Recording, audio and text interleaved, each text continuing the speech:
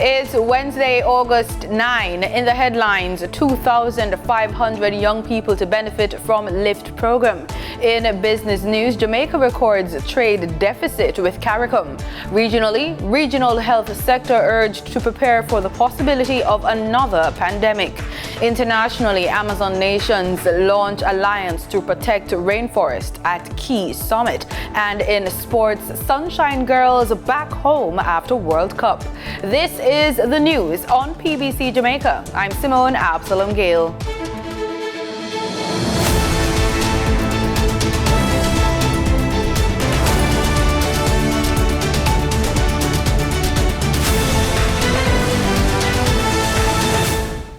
Some 2,500 young people are set to benefit from the government's Learning and Investment for Transformation program, LIFT. The social re-engineering program is aimed at dealing with poverty alleviation through skills training. Speaking at Wednesday's post-cabinet press brief, Managing Director of Heart NSTA Trust, Dr. Tanisha Ingleton, said it includes training and job placement. The LIFT will help participants to integrate into society, fostering a sense of belonging, a sense of social inclusion, helping them to understand cultural awareness, enhancing their communication skills, among other things. Under the program, students will be able to train, acquire their driver's license, open bank accounts, among other things. Dr. Ingleton shared the requirements for application. So these are the criteria: 2 character references, and of course that can be from a school official, a pastor, a JP, a member of parliament. You're expected to have 3 Caribbean Secondary Examination Council subjects, that's CSEC subjects, and it must include math and English. You must have graduated high school within the last year, in the case of 5th form graduates, or the last 2 years in the case of 6th form graduates. Thank you. Persons can access the application on the Heart NSTA Trust website and from their Member of Parliament. The application period will be August 10 through to August 31. Minister without portfolio in the Office of the Prime Minister, Dr. Dana Morris-Dixon, says the program will include global partners. For us, we believe that it is important that we have partnerships, and this program is going to be interesting in that we have global partners who are partnering with us in terms of some of the training, the CV writing that we want to do, and some of the other elements. It's really a beautiful program. Minister of Education and Youth Favour Williams says the program will train and release some 500 students over the next 5 years and should encourage a positive, productive workforce. This is aimed at improving the social mobility of 500 school leavers, especially those who graduate from the 6th Form Pathways program annually over a 5-year period. It is also aimed at providing sustainable avenues for education, employment, and assimilation into society. She says vocational studies are part of the goals of repositioning Jamaica's education system. The LIFT program was introduced by Prime Minister Andrew Holness in his 2023 budget debate on March 16. The digitization of policing operations is the defining feature of 21st century policing.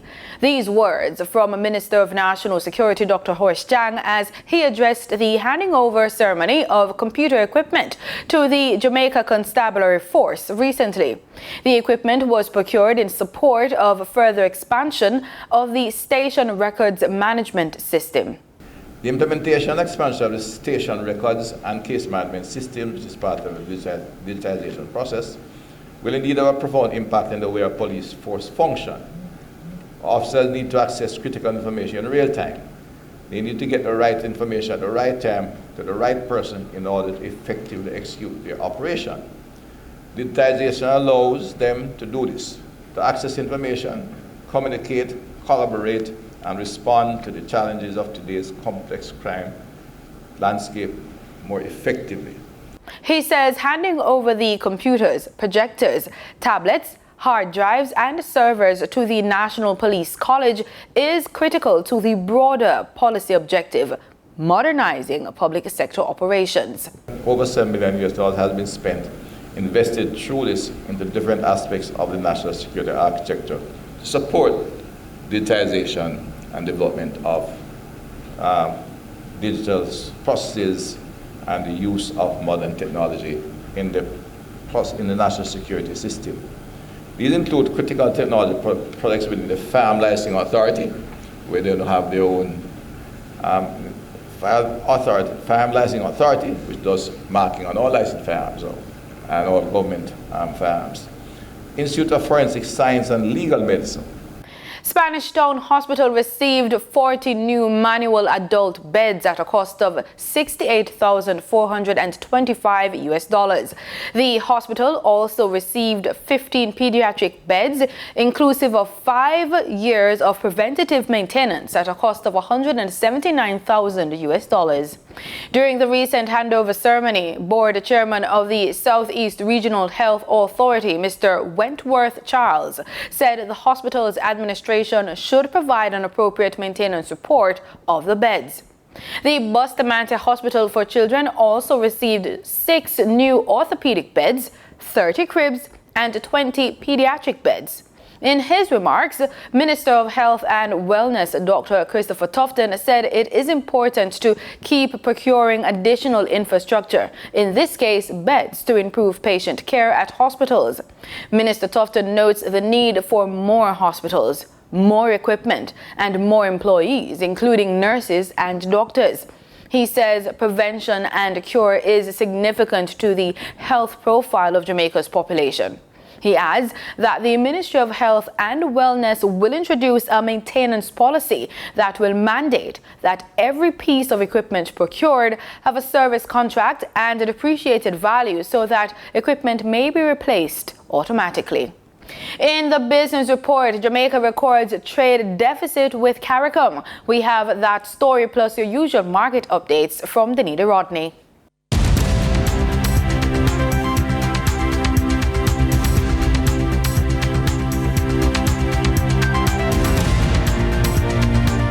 According to information obtained from the 2022 edition of the Economic and Social Survey Jamaica, ESSJ, a publication from the Planning Institute of Jamaica, Jamaica continues to record a significant deficit in terms of trade with its Caricom neighbors.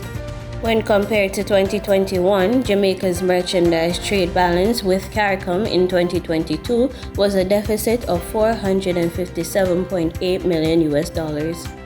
According to the ESSJ, the deficit was mainly due to a $322.1 million increase in imports, which outweighed the $44.8 million increase in exports. Total exports to the Caricom region, valued at $151.6 million, resulted from exports of mineral fuels, food, beverages, and tobacco relative to 2021. Now for your market updates. In foreign exchange trading for Tuesday, August 8, the US dollar sold for an average of $155.33. The Canadian dollar ended trading at $116.82. The pound sterling traded for $197.81, and the euro sold for $174.28. In JSE trading, the JSE index advanced by over 653 points. The junior market index declined by over 59 points. The combined market index advanced by over 64 points, and the All Jamaican Composite Index advanced by over 153 points.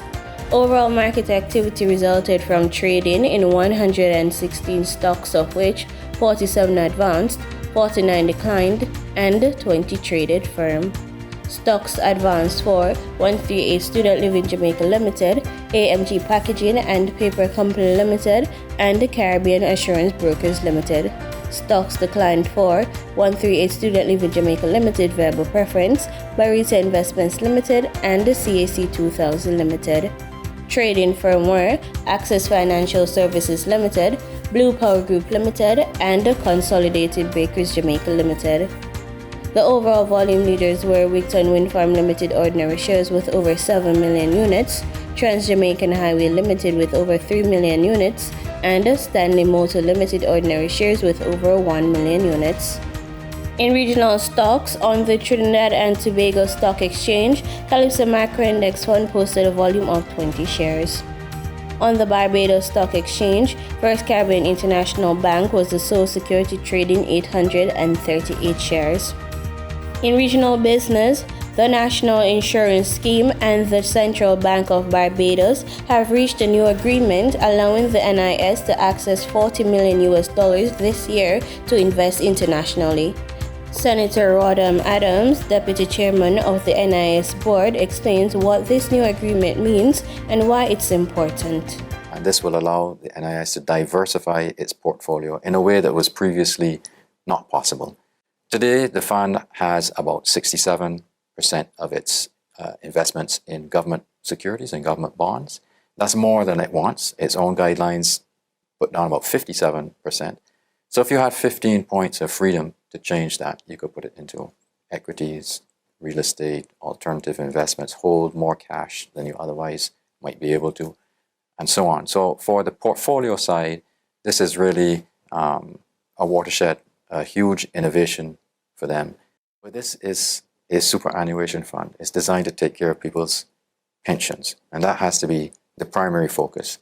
And even if you reduce the overall allocation from Barbados from 80 to 50 to even 30%, you're still putting in a very significant chunk of money into the country to do some development. But if you don't do that and you continue to maintain a very high rate of allocation to the country, you're exposing the fund, the backing fund, to the very same factors the scheme is exposed to. That is to say, the Barbados economy. If you want to hedge against that with your fund, you don't go and invest 80% in the same economy. You have to diversify. In international business, all three major Wall Street benchmarks finished lower on a board sell-off after the downgrading of several lenders by credit rating agency Moody's reignited fears about the health of U.S. banks and the economy. The Dow dropped nearly 0.5%. The S&P 500 fell slightly less than that, while the Nasdaq dipped about 0.8%. The indexes have fallen 5 out of the 6 sessions so far this month. Pence Capital Management Chief Investment Officer Dryden Pence says he thinks this is a sign that the huge technology stocks that have led the market this year are slipping and giving way to other unloved sectors. I think what we're beginning to see is this shift occurring. We've had such a strong rally with 7 to 10 stocks so far in the year. We're beginning to see a shift out of some of those ones that have really led and transforming into what we believe is a broader market rally, kind of the leadership by the laggards, if you will, based on the fact that we see very low likelihood of recession this year. So I think this is the beginning of a little bleed from the high flyers, and then we'll see this spread out a bit into the rest of the market. Pence said the shift he spoke of could benefit energy and healthcare shares. 2 healthcare stocks had strong showings Tuesday, including Eli Lilly, which surged 15% after the pharmaceutical firm posted upbeat quarterly profits, and Denmark-based Novo Nordisk, which jumped 17% after saying its obesity drug Wegovy reduced the risk of heart disease. In market data for oil hit new peaks with Brent crude touching the highest since April as tighter supply owing to Saudi and Russian output cuts offset concerns over slow demand from China and a report showing rising U.S. crude inventories. Brent crude was 57 cents higher at $86.71, and West Texas Intermediate crude gained 51 cents to $83.43. And that was the business report on PBCJ. I'm Danita Rodney. In regional news, Trinidad and Tobago's Health Minister Terence Delsing says there is a possibility that another global pandemic could develop in the next 10 years. Terrian Brown Campbell has more in this report. Quoting from a recent BBC article, Minister of Health Terence Delsing called on the regional health sector to prepare for the possibility of another pandemic. Another deadly virus has a better than 1 in 4 chance of becoming a global pandemic, within a decade. That should scare you. The unknown virus, with a potential to cause serious global damage, is referred to by the World Health Organization as Disease X. Minister Dialsing described the originating region and the possible symptoms of Disease X. It is likely to be zoonotic, says WHO. It is likely to emerge, and this is the scary part, it is likely to emerge from a tropical, low or middle income country with high biodiversity, which is experiencing man-made land change uses. Urging countries to build what he called muscle memory, the Minister of Health said the mistakes of the COVID-19 pandemic needs to be avoided. WHO, thankfully, is working with South Africa to develop those factors of production so the African continent would not suffer vaccine apartheid. They are also working with South America, I believe Argentina, to develop a similar capacity for the PAHO region. Minister Dialsing made his comments as he addressed the opening ceremony at the Regional Health Security Pathway Planning Meeting, which is being held over the next 2 days. Terry Ann Brown-Campbell, TTT News. Guyana and the Dominican Republic are deepening bilateral ties with a keen focus on capitalizing on prolific oil finds offshore the South American nation through the establishment of a new oil refinery and the potential exploration and production of oil. More from Newsroom Guyana. Oil and Gas Corporation took center stage on Tuesday when Guyana's President Dr. Irfan Ali met his counterpart in the Dominican Republic, Luis Abinadar, during a visit to the country. After rounds of discussions, including in the Dominican Republic's Government Council Hall at the National Palace, the two leaders hosted a joint briefing where they revealed that the two countries would be deepening ties in the oil and gas sector. A memorandum of understanding was signed for the establishment of an oil refinery in Guyana that could possibly refine at least 50,000 barrels of oil daily. With this new venture, however, it is noted that the Dominican Republic will be the majority shareholder with a 51% stake. Aside from the refinery plans, the country signed another MOU that will assess the feasibility of the Dominican Republic participating in oil exploration at an oil block offshore Guyana. Guyana is producing about 360,000 to 400,000 barrels of oil per day in the Stabroek block. In this block alone, production is set to increase beyond 1 million barrels of oil per day before the end of the decade. Beyond Oil and Gas Corporation, the two countries agreed to intensify collaboration in the areas of agriculture, particularly corn and soya production, tourism, and business-to-business relations. Several government officials, including Minister of Tourism, Industry and Commerce Anuj Walran and Foreign Secretary Robert Prasad, and a private sector delegation joined President Ali for his visit to the Dominican Republic. For the Newsroom, Kurt Campbell. In the Bahamas, the Free National Movement is disappointed at the announcement that the country could possibly deploy 150 troops to Haiti without consultation with the opposition or the public. More in this report. The Ministry of Foreign Affairs making the announcement, adding that it will be a part of a multinational force once the United Nations passes a resolution supporting the force. F&M leader Michael Pintard says the Prime Minister has an obligation to consult with them. And we are disappointed that it does not occur to the Prime Minister that he ought to, 1, speak with the opposition, 2, he ought to apprise the general public of the facts that he has that the rest of us do not have that's motivating him to make the decision. Haiti has been greatly impacted by gang warfare since the assassination of its president, Jean-Venel Moïse, back in 2021. Former Prime Minister Dr. Hubert Minnis has said the matter should be the subject of parliamentary debate. Pintard agreeing, saying there has to be a solution to the Haitian crisis to further slow the influx of migrants to the Bahamas. You would recall that when we deployed officers to go to Turks and Caicos, We did not have an outright rejection of that idea. What we said was the government ought to apprise us of the facts that they have at their disposal.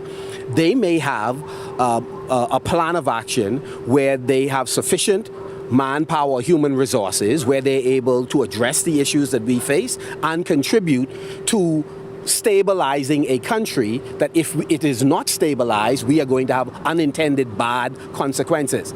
But at a minimum, share the facts that you have as a government. In international news, leaders from 8 South American nations have signed a declaration billed as a roadmap to the recovery and sustainability of the Amazon, the world's largest rainforest. But critics say it does not go far enough to revert the ravages of climate change. Al Jazeera has that story. Brazilian President Lula da Silva had hoped for strong commitments from his peers to join his goal of zero deforestation in the Amazon by the end of this decade. He had to settle for an agreement to revive the dormant Amazonian Nations Treaty to save the world's largest rainforest from ruin. We want to rekindle cooperation between our countries and overcome suspicions. We will establish in the city of Manaus an international police cooperation center to confront the crimes impacting the region. He's referring to the escalation of organized crime throughout the porous Amazon region, where drug trafficking and illegal gold and emerald mining are contaminating rivers and poisoning indigenous communities. There was agreement to push for massive international funding to transform the economic structure of the giant rainforest so that millions of poor indigenous and non-indigenous inhabitants can live in a sustainable way. But the big elephant in the room was the thorny issue of oil extraction in the Amazon region. Major oil-producing countries like Venezuela, Bolivia, Ecuador, and Brazil tried to avoid the subject altogether, but were energetically chastised by Colombia's President Gustavo Petro. Petro said that politicians are being held hostage to the fossil fuel industry and warned that continuing to produce it will destroy humanity in decades, not centuries. We are on the edge of extinction. We need a lifesaver, and it's in this decade that we as politicians need to make the hard decisions, especially given our short mandates. So what are we doing? Just making speeches like we're doing now? Indigenous leaders and environmentalists say oil contamination destroys everything in its path, including the livelihood of local communities. Critics say the final document was full of good intentions, but short on deadlines. It's better than nothing, but it falls far, far behind of what the region needs and of what the planet needs right now, really. Nevertheless, there did seem to be a greater sense of urgency among the 8 Amazonian nation leaders. Deforestation of the world's largest rainforest has already reached 17%. And according to scientists, the tipping point is almost here. Lucia Newman, Al Jazeera, Belém, Brazil.